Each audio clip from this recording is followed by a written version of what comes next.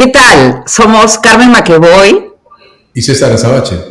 y en esta oportunidad les brindaremos la tercera entrega de Mesa Compartida. Carmen, en la entrega anterior transitamos por el duelo, lo convertimos en un proceso colectivo, la funeralización, transitamos por la memoria y hicimos lo mismo, la construcción de la memoria personal, la construcción de las memorias que convergen en una sociedad. De alguna manera nos quedamos en el reconocimiento del otro, y el otro siempre es una relación que se puede mover entre una relación instrumental, posesiva, cosificante, o una relación constructiva de amor, amistad, diálogo. Tenemos en las manos el ser o tener de Erich Fromm, ¿no? ¿Cómo encuentras a Fromm en esta mecánica, en esta búsqueda por encontrar una manera de relacionarnos con los y con las demás? Bueno, yo creo que Fromm, que es miembro de esta escuela de Frankfurt, ¿no? Que ha dado al mundo una serie de intelectuales notables, ¿no? Adorno, Horkheimer, entre ellos, y de la segunda generación, Jürgen Habermas, es producto del exilio, ¿no? Esta escuela que se forma con tanto entusiasmo, con tanta ilusión en Frankfurt y posteriormente tiene que ser trasplantada a la Universidad de Columbia primero y al Instituto de Estudios Sociales, todo en Nueva York. Entonces un grupo se queda en Nueva York y el otro grupo, y es bien interesante, ¿no? Horkheimer, Thomas Mann, Brecht, que no son parte de la escuela de Frankfurt, pero que también son parte de este exilio, terminan en Hollywood escribiendo libretos para películas, ¿no? En el caso de Fromm, él es muy peculiar, porque él trata de hacer una síntesis en esto que se llama la imaginación dialéctica, ¿no? Este gran libro, La imaginación dialéctica, de Jay, que básicamente es Fromm tratando de sintetizar lo mejor de Marx con lo mejor de Freud, pero agregándole un elemento que me parece que lo hace único, que es el tema de la libertad, ¿no? Todos están huyendo del fascismo, todos están enfrentando el autoritarismo, pero para él la libertad pasa por un elemento interesantísimo, que es el amor, ¿no? Y el amor que él trata de separarlo del amor romántico, trata de separarlo de la mirada más bien biológica que le da Freud, y que le da un contenido, como tú muy bien dices, relacional. No es que yo busque el amor afuera, sino que es mi proceso de experiencia conmigo misma o conmigo mismo el que va a determinar la madurez del amor que yo puedo dar, ¿no? Entonces el amor como una experiencia, como un acto, como un proceso, en el que se va depurando, como tú muy bien dices, si hay una serie de libros, El arte de amar, El miedo a la libertad, Tener o ser, después hay otro libro sobre la esperanza, hay otro libro sobre la destructividad humana. Es un personaje, es un intelectual para este momento, pienso yo, ¿no? Porque nos da las claves para poder enfrentar el narcisismo, que para él es un gran problema, que ya lo está identificando. Mira que él todavía no ha visto las redes, ni el TikTok, nada de eso, y ya identifica que el ser humano se está volcando al narcisismo y se está volcando en lo que tú dices, la posesión, ¿no? Entonces tú eres el poseedor del conocimiento, tú eres el poseedor de la verdad, y no es posible un intercambio, ¿no? No es posible un enriquecimiento mutuo, que para él es el elemento más importante del arte de amar, y también algo importante, y acá termino, que para eso hemos sido puestos en el mundo, ¿no? Esto es lo que me parece, esa parte filosófica que tiene Fromm, que le viene de un misticismo, ¿no? Él es seguidor del Meister Eckhart, que es un místico alemán, pero viene de una familia de rabinos. Entonces hay una parte espiritual, ¿no? Él se declara como un místico ateo. Es una combinación bien peculiar, pero en ese sentido el amor es una energía, es un toma y da, que tiene unas raíces de generosidad que ella no encuentra, ¿no? Entonces él está viendo el tema de la libertad, que para él es fundamental, pero la libertad a través del amor. fuerte, ¿verdad? Porque en los diálogos de Platón, por ejemplo, el amor es algo así como la pulsión hacia tener algo de lo que se carece, ¿no? En Fromm se convierte en pulsión pura, ¿no? Y en parte incluso, y es el problema en algo definido en relación por oposición al tánatos, y Eric Fromm le da una dimensión social a ese amor. El arte de amar no es un libro sobre romances ni sobre novelas rosas, ¿no? En el capítulo 3, por ejemplo, se abre así. Si el amor es una capacidad del carácter maduro, productivo, de ello se sigue, dice Fromm, que la capacidad de amar de un individuo perteneciente a cualquier cultura dada depende de la influencia que esa cultura ejerce sobre el carácter de la persona media. El amor aquí en Fromm, Carmen, da una plataforma para pensar en amistad ciudadana, amistad cívica, en un modo de relacionamiento no posesivo, que es el que trabaja en Tener o Ser, lo comentamos hace poco. Y claro, nos lleva a mirar más adelante a Habermas, a la comunicación y la comunicación instrumental. ¿Cómo podemos hacer empatar esta entrada, que más bien viene del psicoanálisis, de una síntesis, como tú has dicho, que intenta regresar a lo dialéctico, pero que se para fuertemente en Freud? ¿Cómo hacemos empatar esto con estas otras maneras de comunicarse, de ver a los demás, que veníamos trabajando, por ejemplo, en los trabajos de neurociencia que presentaste en las conversaciones anteriores? Bueno, él también habla de la parte de los aspectos transformativos del amor, ¿no? El amor, él no lo relaciona con la neurociencia porque es algo que todavía no se ha desarrollado, ¿no? Pero él un poco le deja las bases sentadas para lo que Martha Nussbaum dice, la mirada del corazón, ¿no? Que existen en el ser humano, existen emociones que son muy profundas, ¿no? Entonces él tiene, pues, una mirada realmente revolucionaria, ¿no? Cuando, por ejemplo, dice la fragilidad que tenemos como seres humanos, ¿no?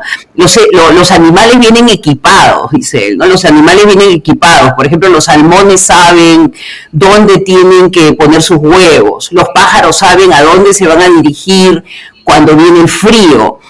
Nosotros los seres humanos no tenemos nada, salvo nuestra racionalidad y nuestra capacidad de relacionarnos con otros seres humanos, ¿no? Entonces él dice que por ahí se tiene que explorar la dimensión del amor, y algo que a mí me pareció extraordinario en otro libro que él escribe, que es la dimensión de la esperanza, ¿no? Porque esa vulnerabilidad te hace apostar por tu capacidad de amar y por tu capacidad de resiliencia en un mundo en que las reglas están totalmente contra los seres humanos. O sea, imagínate cuando llegaron los primeros al mundo, todo estaba en su contra. Y poco a poco ellos comenzaron a relacionar esta idea de comunidad, lo que tú dices, la amistad, ¿no? Que para él es fundamental. Él acá no está hablando de romances, él acá no está hablando de la parte que más conocemos del amor, ¿no? Sino que está hablando probablemente de lo que nos ancla y que nos permite seguir sobreviviendo, porque hay un tema de sobrevivencia en él, ¿no? El mismo exilio probablemente lo obliga a repensar la comunidad, ¿no? Y él ve la comunidad que está sentada en el amor, en la esperanza y en la libertad, ¿no? Y esos son los elementos que nos van a permitir seguirnos sosteniendo en la Tierra, en este planeta. Es como si dos construcciones fundamentales, el amor y la ética, hubieran sido arrinconadas en una sobresubjetividad como cuestiones personales, la ética reducida a lo bueno, el amor reducido a la sexualidad, al romance, etc. Y hubiéramos perdido de vista, y aquí Fromm creo que abre una puerta, que puestos en una dimensión relacionar amor y moralidad, se convierten en dos factores de encuentro y de reconocimiento no instrumental del otro, ¿no? De hecho, citaste el miedo a la libertad. Es como si esa libertad de la que Fromm habla, ese espacio vaciado de contenido a partir de la revolución industrial, pudiera ser vuelto a llenar de contenido si abordamos el amor como herramienta, como construcción de referencia para poder plantear un relacionamiento más humano, constructivo, amable, un punto de encuentro hacia los demás, ¿no crees? Claro, y él ve que frente a este narcisismo, frente a este deseo que tiene el hombre por su misma vulnerabilidad de poseer, ¿no? Existen otros caminos, ¿no? Y para él un camino fundamental, y yo creo que en este momento tan importante que está pasando la humanidad, en el que se está viviendo tantísimo dolor, él dice que el paso siguiente es la solidaridad, ¿no? El paso siguiente es tratar de ver a través de los ojos del otro, que lo tienes ahí al frente, y que muchas veces por estar en tus propios dilemas, en tu propio interés personal, en tu propio narcisismo, yo creo que es bien interesante, ¿no? Porque cuando Trump está en la presidencia de los Estados Unidos, muchos psiquiatras lo comienzan a describir como un narcisista maligno, ¿no? Como una personalidad destructiva que solamente está pensando en su propio beneficio. Entonces el narcisismo en la política, por ejemplo, es algo que se está comenzando a explorar. Y Fromm ya ha comenzado a ver este elemento desde los años 40, de los años 50, ¿no? El gran enemigo de las relaciones humanas es este narcisismo, este encerrarte en tus propios intereses, ¿no? Entonces él nos abre la puerta a una vivencia que él desde el inicio te dice que es riesgosa, ¿no? Que en el amor es como un juego en el que tú puedes perder, ¿no? Pero sin embargo, en ese juego, en esa relación, en esa interacción, no debes de tener miedo, ¿no? Todo el tema de la capacidad de tolerar el miedo, ¿no? Y por eso que este libro fantástico, El miedo a la libertad, ¿no? Que es justamente cómo la Alemania nazi ya tiene el sustento del miedo de esas clases medias que han sido desclasadas, que han sido empobrecidas y que van a servir de base para el surgimiento del partido nazi, ¿no? Entonces él trata de explicar en el miedo, o a través del miedo, cómo las sociedades que tienen miedo son empujadas a sus límites, ¿no? Y son empujadas a lo que él llama la perversión, ¿no? La perversión de la condición humana, que para él la condición humana, y es interesante porque acá hay como una parte de elemento ilustrado, ¿no? Que es la perfectibilidad, ¿no? Que el ser humano puede irse perfeccionando, que existe un horizonte, ¿no? Que existe un camino alternativo, que es el más difícil, ¿no? Pero que él al final siente que eso nos va a hacer sentir mejor en nuestro breve paso por el mundo. Amor, reconocimiento, libertad, que conducen a la responsabilidad y que, como en todos los temas que estamos abordando, transitan desde disposiciones personales hasta ser colectivos. Vamos a revisar, Carmen, tenemos algunas cosas más que revisar en estos hallazgos. Carmen, pongámosle ahora a esto una dimensión histórica.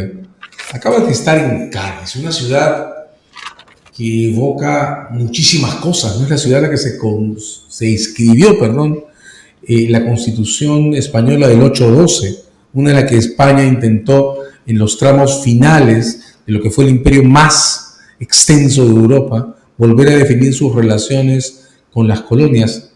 Cuéntanos qué encontraste en los archivos de Cádiz. Bueno, primero Cádiz es la luz, ¿no? Es una ciudad luminosa, es una ciudad que las calles están llenas de gente vendiendo, comprando, como digo, el olor a mar, yo que soy chalaca, me atrae el olor a pescado frito, el olor a marisco, ¿no? Es una ciudad marinera. Y es una ciudad que ha pasado por todo, ¿no? Desde los cartagineses, los fenicios, los romanos, los musulmanes, el mismo teatro, ese fantástico que tienen, te va mostrando cómo se han ido construyendo sobre el teatro las diferentes oleadas civilizatorias que han llegado a Cádiz, ¿no? Entonces es una ciudad vieja, ¿no? Es una ciudad vieja, ¿no? Y esa ciudad vieja, en el caso de lo que descubro, que me encuentro con este texto, bueno, un texto que ya yo había leído, pero que me lo llevé en la maleta, porque me quería reencontrar con José María de Pando, y yo sabía de que había escrito este texto en Chiclana, ¿no? Que es una ciudad gaditana. Entonces me fui leyendo el texto nuevamente, ¿no? Y me encuentro con este primer párrafo que no sé si lo recuerdas, ¿no? Que él cuenta la historia de este autor que está escribiendo pues el manuscrito de su vida en su escritorio, en su oficina, y cada vez que sale deja el manuscrito y encierra, bueno, el manuscrito se queda en su oficina y ahí encierra a sus perros, a sus lebreles, ¿no? Entonces Pando empieza contando esta historia y a mí como que me impresionó, ¿no? Porque Pando, pues el hombre que fue canciller de la República, secretario de Estado durante el trienio liberal, y acá lo encuentra a un Pando con sentido del humor, ¿no? Entonces sigues leyendo la historia y te das con que él lo que cuenta es que los lebreles, cada vez que sale el autor, le rompen el manuscrito, se comen pedazos del manuscrito. Entonces él regresa y lo parcha, y como no hay computadora, él pone lo que se le ocurre, lo que creía que había escrito en el texto. Entonces cuando le preguntaban, pero no entiende esta parte del libro, bueno, pregúntenselo a los lebreles, ¿no? Entonces ahí me di cuenta que ese Pando, que ya ha pasado por todo, porque ha tenido una vida pues extraordinaria, de diplomático, secretario de Fernando VII, probablemente el único criollo que va a ejercer, ya regresó de la teoría, ya regresó de creerse las cosas, y más bien es un hombre que sabe que la vida es incierta, y sabe que los lebreles se pueden comer todo, o sea, en un segundo, ¿no? Que la vida, y aparte tiene pues un epígrafe, ¿no? Que también es un epígrafe burlón, ¿no? Que se burla del viento, que se burla de lo salvaje. Entonces yo creo que ahí me encuentro con el Pando que ha madurado, ¿no? Hay un poco esta idea del exilio, ¿no? Este exilio de Fromm, ¿no? ¿Qué instrumentos vas a utilizar después de que lo has recorrido todo y has visto al monstruo cara a cara, ¿no? Y es ahí donde él se arriesga a escribir este texto de moral y política para la juventud del mundo, porque él no está diciendo la juventud del Perú ni de España, sino se está dirigiendo a la juventud mundial y está comunicando esta rica experiencia que él ha acumulado en 50 años de vida, porque más o menos tiene 50 cuando lo empieza a escribir. Me contabas que lo releíste y lo releíste en Cádiz, que además es como la patria de ese exilio, si se puede usar el oxímoron de Pando. Y claro, uno se pone a pensar cuando notas dónde escribe y el entorno en el que está, se pone a pensar en un montón de cosas, ¿no? Primero, es un Pando que transita por una suerte de monarquismo demócrata, ¿no? Él se dice a sí mismo, estoy en la página 63, en la leal y la profunda convicción que mi entendimiento, protesto que pertenezco a la clase de los partidarios de la monarquía representativa, funda sobre los incesantes progresos de la razón, pero al mismo tiempo, acaba de decirlo en el 64, es un demócrata. Claro, la oposición en el 837 no es entre monárquicos y demócratas, es entre monárquicos y republicanos, y él, después de haber transitado por representaciones del gobierno peruano en ese proceso tan complejo que manejas y describes con tanta precisión, el de los 821 en adelante, exiliado, regresa sobre los fundamentos de su política. Permíteme decirlo, encontramos a un Pando enciclopédico, un Pando que comenta Hobbes, critica al utilitarismo, pasa por las formaciones de los gobiernos europeos que en el 837 todavía no saben qué van a hacer. Estamos en la etapa de la caída de los imperios, del español especialmente, y de la restauración de las monarquías constitucionales. Tiene la memoria de América Latina delante y habla de teoría política en clave moral. ¿Cuánto marca este Pando en nuestra manera de reconstruir la formación del pensamiento teórico-político latinoamericano? Bueno, primero, las citas son extraordinarias. O sea, yo creo que Pando tiene una sofisticación intelectual que lo hace incluso disputar el primer lugar con Andrés Bello. Andrés Bello es un gran admirador de Bentham. En cambio Pando se permite discutir con él, ¿no? Y lo que le discute al utilitarismo de Bentham es que le falta sensibilidad, ¿no? El tema de la sensibilidad, el tema de lo que sería ahora la política de las emociones, de los sentimientos, está ahí instalado. Está instalado en Pando, ¿no? Y entonces ahí te das cuenta de que esta experiencia de la traición, porque él ha vivido, pues, como tú bien dices, ha vivido esa década terrible que nosotros con Gustavo la describimos en Patrias Andinas, ¿no? Por eso que a mí me sorprende que no ha sido totalmente zombificado. O sea, Pando no es un zombie. A Pando no lo ha picado el vampiro y lo ha dejado ahí dando vueltas, no. Pando se ha salvado, probablemente porque escapa de esta dinámica, y acuérdate que él está en Cádiz esperando por su pensión.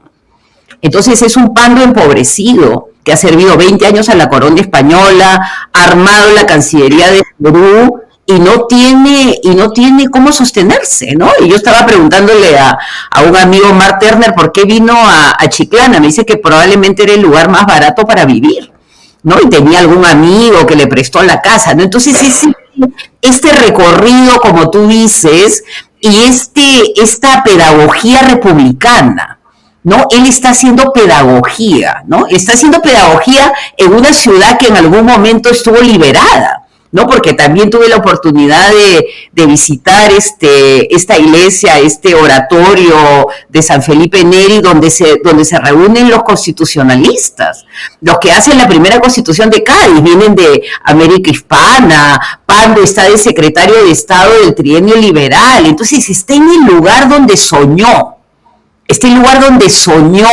un mundo mejor. Y lo que a mí me gusta, y en ese sentido acá hay un par de diferencias pues con Fromm. Primero, que no tiene una escuela de Frankfurt. Él es el scholar, él es el que está produciendo la teoría, y como tú me estás preguntando, ¿qué cosas sabemos sobre Pando? Muy poco. A Pando lo hunde su relación con Bolívar, que va a convertirse en el gran enemigo de los liberales, y después su relación con Gamarra y con Bermúdez. Entonces él es un valido de los caudillos, y eso lo hunde.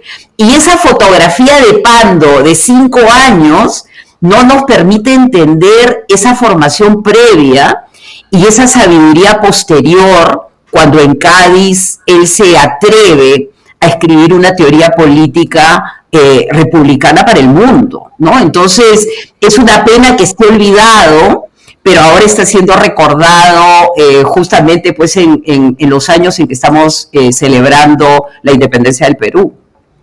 Claro, eso es alguien que escribe desde la soledad, pero que se dirige a un público intentado, ¿no?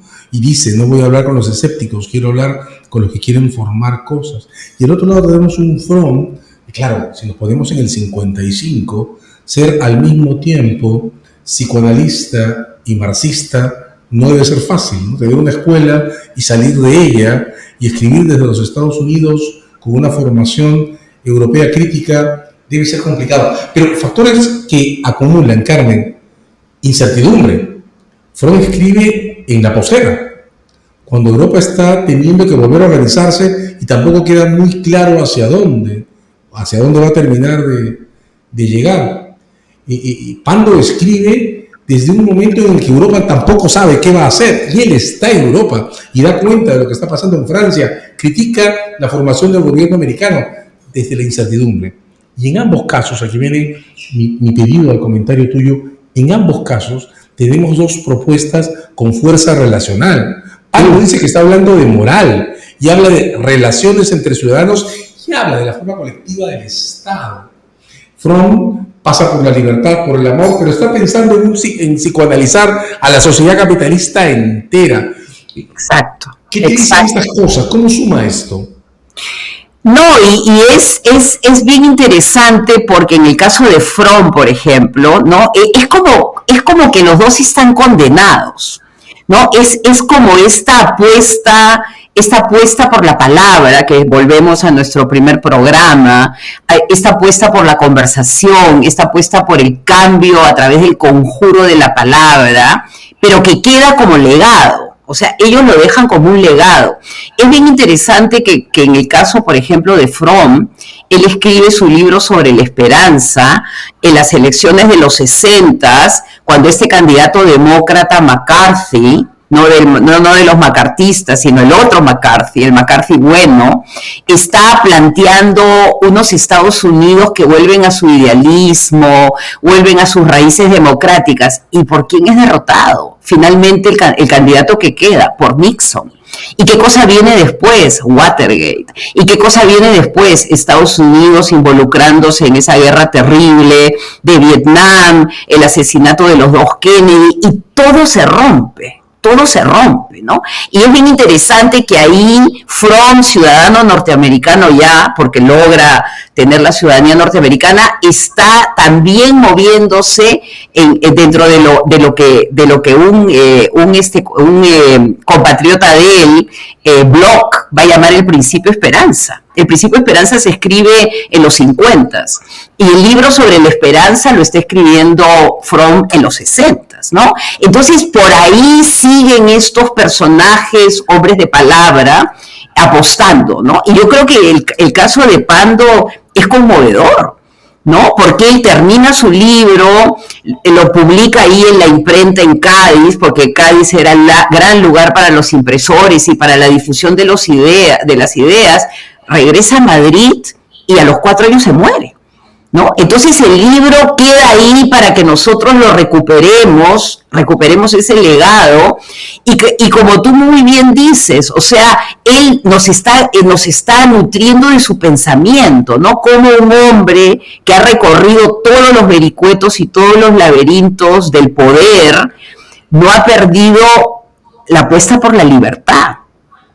No ha perdido la apuesta por la palabra, y no ha perdido algo que a mí me pareció muy poderoso, la apuesta por el bien común, ¿no? Que lo menciona. Él menciona que los intereses son los que siempre se están coaligando contra el bien común, ¿no? Entonces, en un momento como el actual, que estamos volviendo a lo mismo, a la anarquía de los intereses, a lo que nos está pasando a nosotros, que por falta de una apuesta por el bien común se nos están inundando ciudades enteras, yo creo que regresar a estas reflexiones es esperanzador, ¿no? Porque por lo que ellos apostaban, es por lo que ahora una humanidad entera, digamos, en búsqueda de un modelo diferente, de un paradigma diferente, está tratando de recuperar, ¿no? Entonces es una palabra que viaja. Yo creo que lo bonito de las palabras es que viajan a través del tiempo, y que todas esas energías y esos esfuerzos no están perdidos, porque nuevamente uno los vuelve a leer y los vuelve a interpretar con las claves del presente. Las palabras viajan y nuestra misión es recibirlas, devolverlas, acariciarlas y compartirlas. Carmen, ¿tenemos material para la siguiente entrega? Yo creo que sí, hay mucho material en esta conversación, y les prometemos otro programa, y nos vemos muy pronto. Muy buenas noches, hasta pronto.